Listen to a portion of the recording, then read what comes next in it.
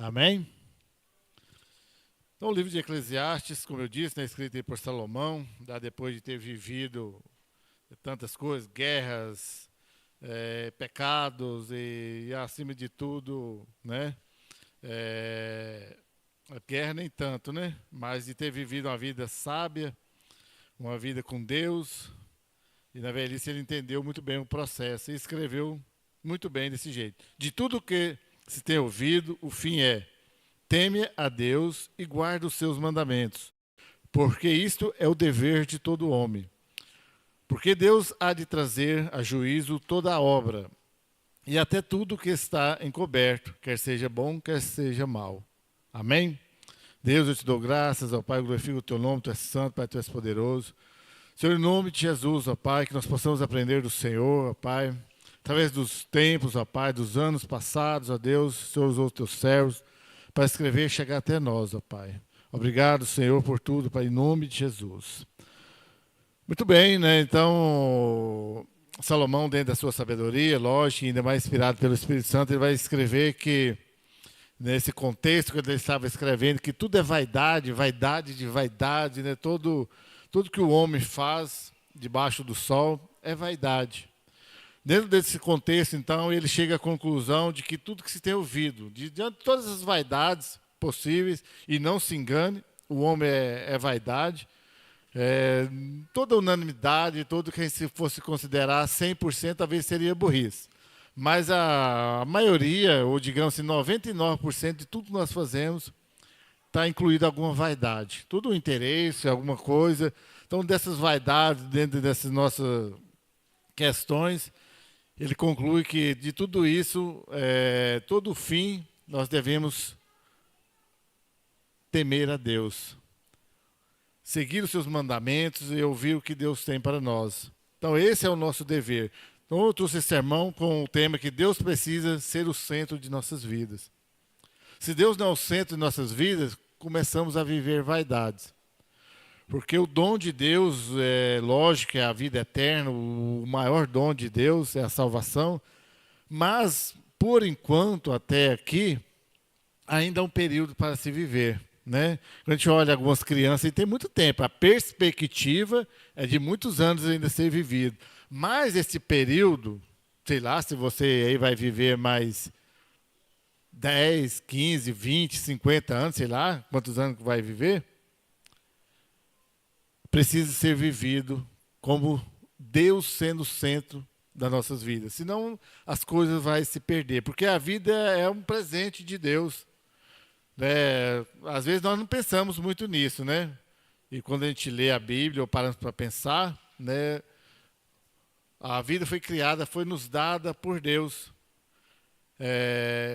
E ela tem, desde que o homem pecou e depois foi passando mais o tempo, Deus foi limitando.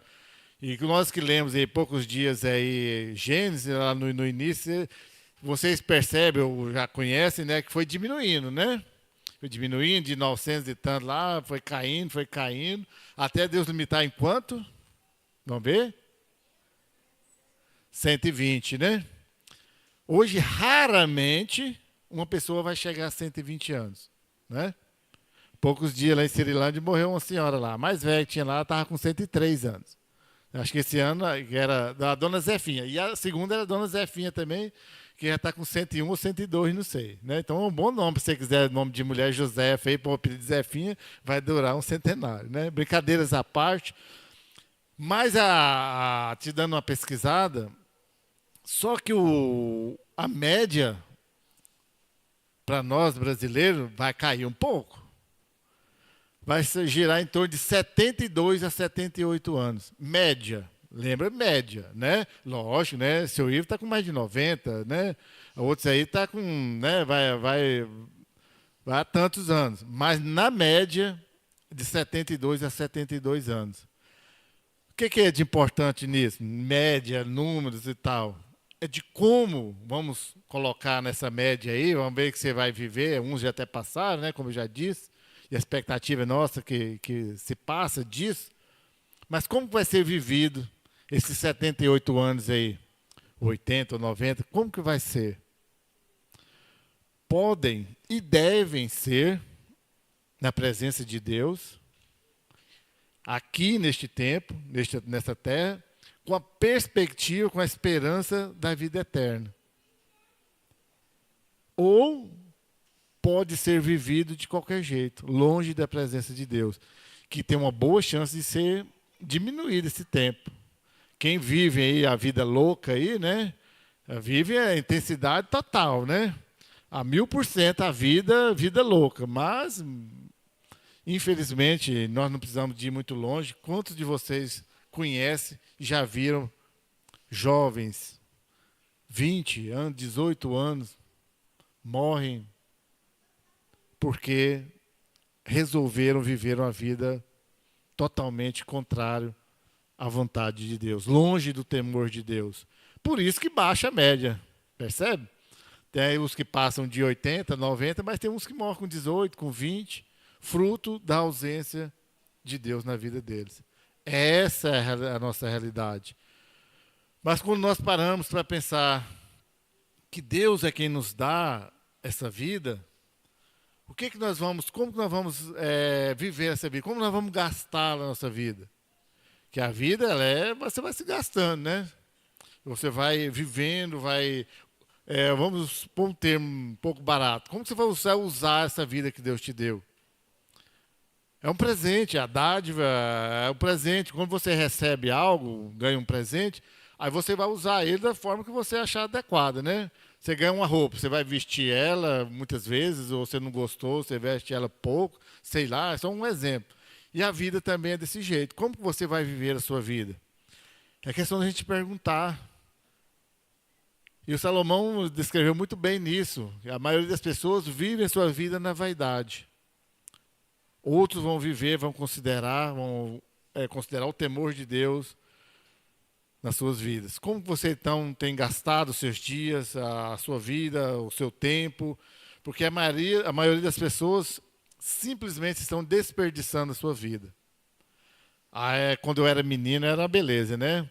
Eu já compartilhei com os irmãos, mas era da seguinte forma. Aí achavam um absurdo que o tal do crente não prestava, né? Na nossa época, lá na década de 80, final da década de 70 e 80, crente era um bicho, né, que a gente podia nem ficar perto, porque não tinha vida. E olha que naquele tempo o termo crente era um pouco mais sério que hoje, né, pastor?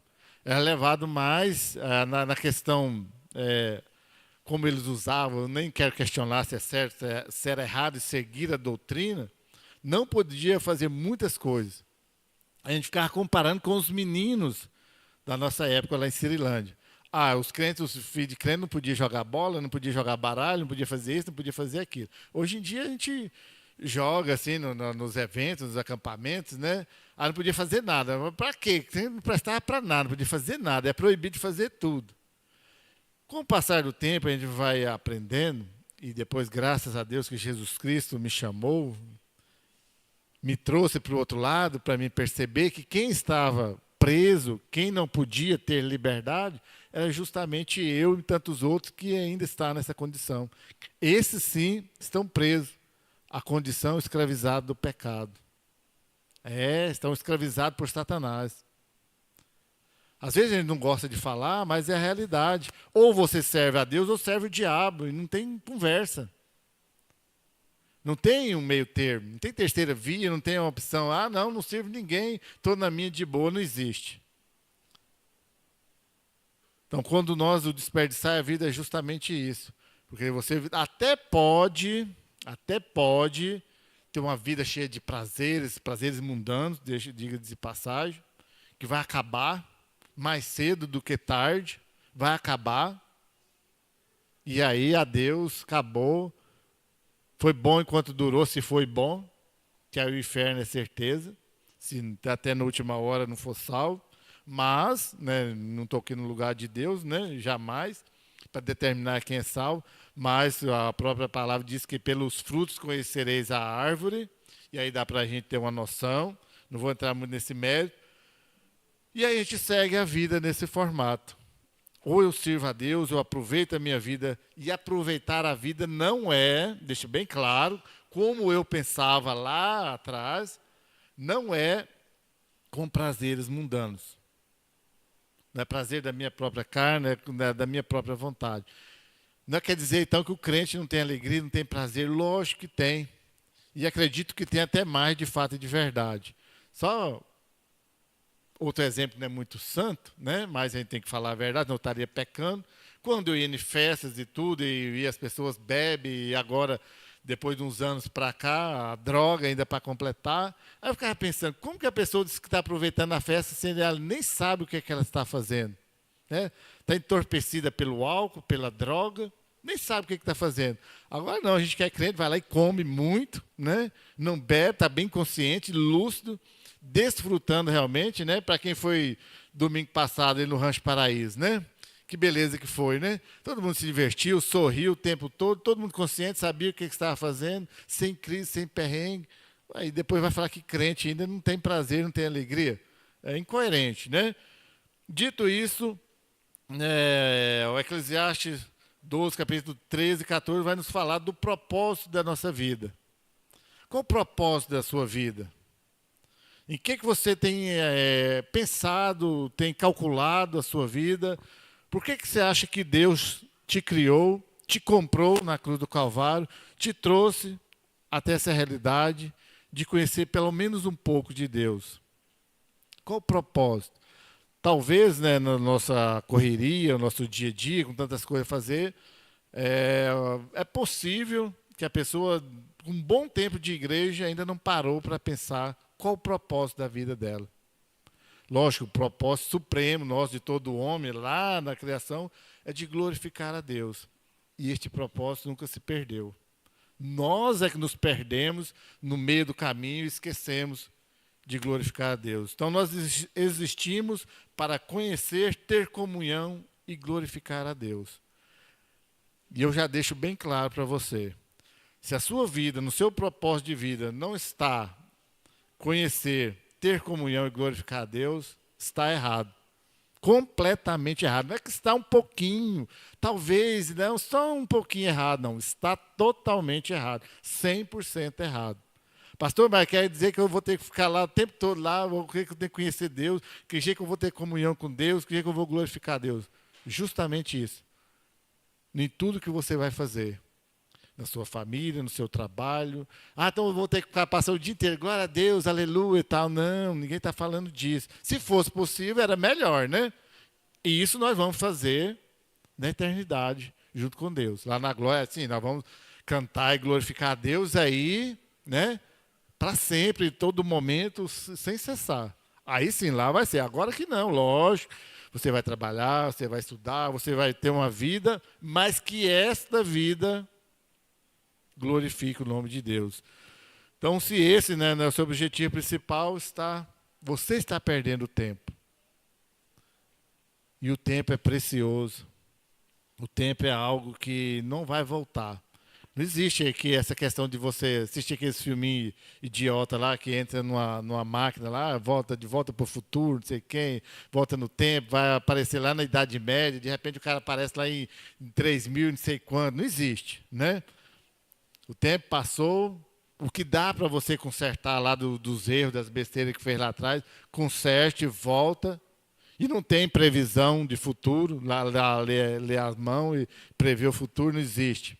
Você tem a esperança, que é diferente, de confiar, ter a certeza da glória eterna. Aí, ou calcular, né, estudar e planejar o seu futuro aqui, debaixo do temor de Deus, também tem como. E o jeito mais correto, que o próprio Jesus Cristo nos disse, para a gente conhecer, ter comunhão, glorificar e aproveitar a nossa vida, é tomar a nossa cruz e seguir a Jesus Cristo. E lá, quando Jesus Cristo disse isso, ele disse para nos negar a nós mesmos. Não é que eu vou negar a minha existência, eu não existo mais a partir de hoje. Não é nada disso. É negar a minha vontade, o meu querer. E sim, assumir a cruz de Cristo, querer a vontade de Deus para mim. E eu demorei muitos anos da minha vida para fazer a seguinte pergunta. E perguntar para Deus, qual o seu querer na minha vida? Senhor, o que você quer da minha vida? Olha que eu já tinha lá, né? Digamos assim, lá depois dos 30 anos, né? Agora, os jovens aí, adolescentes, já têm a oportunidade de agora. Talvez você, com a idade que tem, talvez ele não fez essa pergunta. Talvez seja o momento de perguntar: Deus, o que o Senhor quer de mim? É uma pergunta interessante que a gente deve fazer, porque ele vai falar justamente isso. Negue a você mesmo, tome a minha cruz e me siga. Que a minha vontade prevaleça na sua vida. Então, hoje em dia, é muito difícil, que nós vivemos num tempo cheio de direitos. Né? Todo mundo tem direito e poucos deveres. Ninguém quer ter obrigação com nada, né? Você vai bater no menino hoje, ele fala assim: se você bater uma vez, eu vou lá no conselho tutelar. Eu sei o nome da polícia, eu vou ligar para a polícia. Não é assim? Todo mundo está cheio de direito. Ah, se o pastor falar alguma coisa, mas eu tenho direito, eu tenho isso, eu tenho aquilo. Nós temos direito. Mas o principal direito nosso é de glorificar a Deus. Porque não tem como a gente fugir da realidade. Porque nós estávamos destinados ao inferno. Legalmente, o homem estava entregue, o mundo legalmente ainda está entregue ao diabo. Sabia disso? Sabia, né? O mundo está entregue ao maligno. Então, por direito, legalmente, ele está entregue. Agora, como que eu não pertenço a isso e pertenço a Deus? Por causa de Jesus Cristo. O meu simples dever é só de concordar com a ação de Jesus Cristo na minha vida. Então pare com tanta frescura de achar que eu estou cheio de direito. Eu não tenho direito. Não tenho direito do céu. Não tenho direito do céu. Eu tenho, digamos assim, minha vaga garantida no céu através de Jesus Cristo, mas direito eu não tenho. Legalmente, por mim mesmo, eu pertenço a este mundo, à destruição total e eterna. Mas, por outro lado, agora de fato, de direito, em Jesus Cristo, assim aí eu tenho acesso ao céu. Em Jesus Cristo. Tirou disso, acabou. Então, por isso, o meu dever é de ser grato a Deus todos os dias.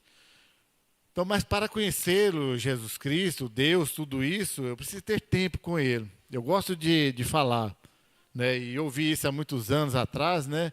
Lá desde criança, se quer conhecer uma pessoa, você tem que comer um saco de sal junto com ele, né? E lá na nossa realidade, o saco de sal é de 25 quilos, né? Alguns até chegam uma época, né, Lucas, tinha até de 50 quilos, né? Ainda não era muito viável, ficava muito pesado para carregar, mas continua. Quer comer 25 quilos de sal, vai demorar muitos dias, né? Junto com a mesma pessoa. E nessa época agora de por ser mais light, não pode ser muito doce, muito salgado, vai economizar no sal ainda. Aí vai dar tempo para você conhecer a pessoa. Essa metáfora, essa, sei lá como que fala o nome aí. Ou seja, gasta tempo para você comer um saco de sal, aí dá tempo de conhecer a pessoa. Ou seja, para conhecer Deus, é com tempo. E lógico, para você comer um saco de sal com uma pessoa, vai ter que ficar muito tempo junto com ela, né? Muito tempo junto. Então, como você quer conhecer Deus, você não gasta tempo com Deus, você não fica junto com Deus, como você vai conhecer? Eu vejo um monte de gente na rua, todo dia aí, ó. Alguns eu lembro o rosto, outros eu posso ver todo dia, nem lembro o rosto, sei nem quem que é. Agora, os lá da minha casa, ou vocês aqui da igreja, né? Pode falar o nome de alguém, é interessante, né? Fala lá, João Miguel. Quem que vem na sua mente primeiro? Já vem o João Miguel automático, né? Pá, você fala um nome lá, não sei de quem. Hoje, quando a gente estava almoçando, estava falando o nome da celebridade lá, que eu nem lembro o nome mais lá, não sei que lá, Fonseca, que eu nem sei quem que é. Você falar para mim, mostrar a foto, quem que é essa aqui? Eu não sei, né? Não conheço. Não sei, não convivo, não sigo né, nas mídias, não sei quem que é. Não interessa saber também. Mas se falar o João, né? Aí já vou saber quem é, né? Porque eu convivo, sei, passo tempo, gasto tempo junto com ele. Se falar em Jesus Cristo, é lógico, nós não conhecemos o rosto de Jesus Cristo, mas você sabe quem é, pelo menos eu espero. Então, e quer conhecer a Deus, a Bíblia vai te dar a direção. A Bíblia vai te dar a condição de conhecer a Deus. Mas para isso você vai ter que ler, vai ter que ouvir, vai ter que refletir, sobre o que está escrito na Bíblia, senão também não vai adiantar. E a Bíblia nos garante que nós temos a capacidade de conhecer Deus. Fala, pastor, mas ninguém nunca viu Deus, como que vai conhecer? Mas em 1 Coríntios, capítulo 2, versículo 16, vai dizer que nós temos a mente de Cristo. Ou seja, Cristo só não nos salva, como nos dá a capacidade de conhecê-lo, de saber quem é, de viver para Ele. Então você não está sozinho, você não está impossibilitado de conhecer Deus, de servir Deus, de ter comunhão, de glorificar a Deus. Porque o próprio Jesus Cristo, na sua obra na cruz, além de te salvar, Ele te deu a mente de Cristo, capaz de viver em comunhão com Ele. E isso nós precisamos de aprender a viver com Deus. Viu aí que você conhece? E isso, né, nós precisamos ter esses exemplos, ainda que sejam pobres, fracos, mas você começa a conhecer a pessoa e começa a aprender a viver com ela. Se você não aprender, você sofre muito. Né? Os casais aí que o diga, né? Alguns não conseguem aprender a viver um com o outro, acabam se separando. Pais e filhos não aprendem a viver um com o outro, briga, não dá certo, alguns filhos saem de casa antes da hora, porque não aprenderam a viver com Ele. E com Deus também não é diferente. Você não aprende a viver com Deus, a fazer a vontade de Deus, glorificar o nome de Deus, você não vai conseguir. Ainda que você conheça um pouco, não vai dar conta. Então nós precisamos aprender. Então Deus nos ensina tudo, né, na Bíblia, como nós devemos viver. E viver de forma correta e viver bem, de forma agradável. Aí as pessoas falam, eu vou para uma igreja, vou escolher uma igreja que eu me sinta bem, que lá eu me dou bem. Não, mas se você não se relaciona bem com Deus, não aprende a viver com Deus, você pode ir para a igreja que você quiser, que não vai dar certo. Sem chance. Porque se o objetivo na igreja for para agradar ou ser agradado por alguém, rodou, perdeu, não vai dar certo. Né? Se o pastor não me agradar, só falar palavras educadas, fofas e meigas, eu não vou ficar, aí você está lá por causa do pastor. Ainda que nós devemos considerar, respeitar, ter um bom convívio com o pastor, porque senão também não vai rolar, mas o princípio básico é viver em harmonia com Deus. Aí as outras coisas vão se ajeitando, inclusive com a igreja, com o pastor, com os irmãos. Ou seja, muitos têm desperdiçado a vida porque elas não aprendem a viver nem mesmo uma com as outras. Eu quero viver na igreja, mas eu quero ter minhas amizades com pessoas que não professam a mesma fé. É difícil dar certo, muito complicado. Você viver com pessoas que não têm a mesma visão sua, as pessoas que não falam a sua mesma língua, assim, falando-se um termo mais barato, é difícil. Você ter um relacionamento lá de trabalho, de estudar, de conviver, a família, é uma coisa. Agora, você ter uma proximidade muito grande é complicado, muito difícil.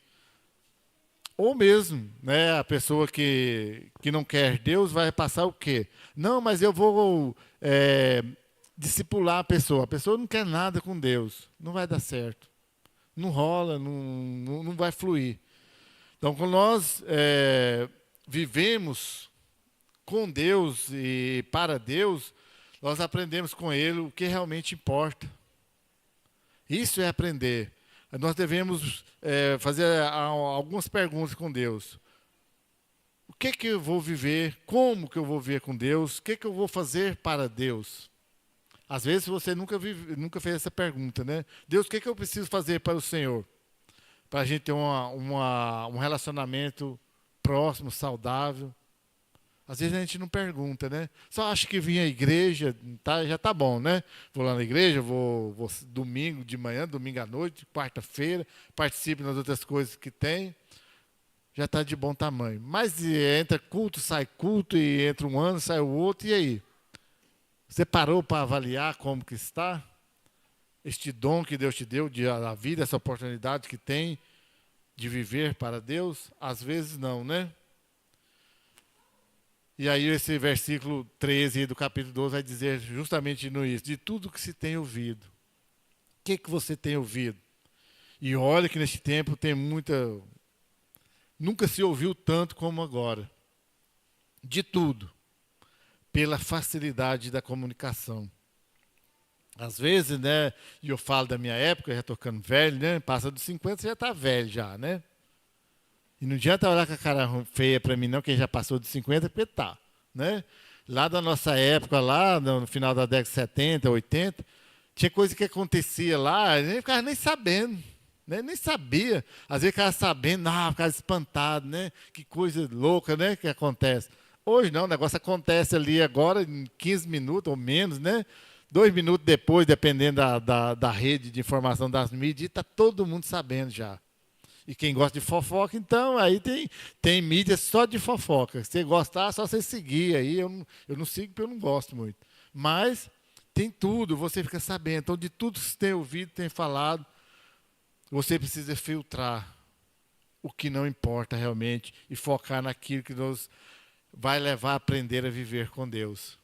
Você pode ouvir lá de porcaria que for lá das mídias, mas pode ouvir sites e pregações e tudo que nós falamos aqui, daquilo que edifica, que leva a ter conhecimento de Deus, a ter uma vivência com Deus. Então esse texto deixa bem claro, né, que nós devemos guardar os mandamentos. Pastor, então quer dizer que nós devemos voltar lá na lei, lá, dada a Moisés, lá os 10 mandamentos e tal. Daqui uns dias nós vamos chegar na leitura bíblica lá. Nós já estamos em Êxodo, daqui uns dias chega lá, né? Levítico, aí já vai dando as diretrizes das leis. Não. O mandamento de Deus é lá específico para aquele tempo, mas o mandamento é fazer a vontade de Deus. Que eu acho, né, que Jesus Cristo veio para dificultar o processo, né? Ele já sabia que não ia dar conta de cumprir os 10 mandamentos, então vou dificultar. Quer um exemplo? Fala assim, lá, um dos 10 mandamentos é o quê? Não adulterarás, né? Aí Jesus Cristo vem e fala o quê? Se você olhar para uma mulher cobiçando ela, você já pecou. Na lei dá a entender que se você cometesse o ato do adultério, você tinha pecado. Aí Jesus Cristo vai falar, não, basta você olhar, já pecou. Não dificultou o processo? Por outro lado, Jesus Cristo trouxe a solução. Ele não trouxe só acusação, só problematização para nós. Guarde os mandamentos, faz a minha vontade. Sei que você é pecador, sei que você é fraco. Mas expressa isso dentro de você. E se for possível, expressa isso com palavras também. Que me ama, que quer viver comigo. E eu te perdoo. Confessa para mim as suas limitações, suas dificuldades.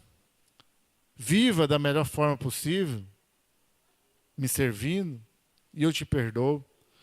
Então Deus tem algo, né, sobremaneira melhor para nós, do que nós viver perdendo tempo com questões menores aí, né? E Hebreus capítulo 11, verso 16 deixa bem claro, né, que aqueles que amam a Deus desejam ter algo com Deus, algo muito maior está reservado.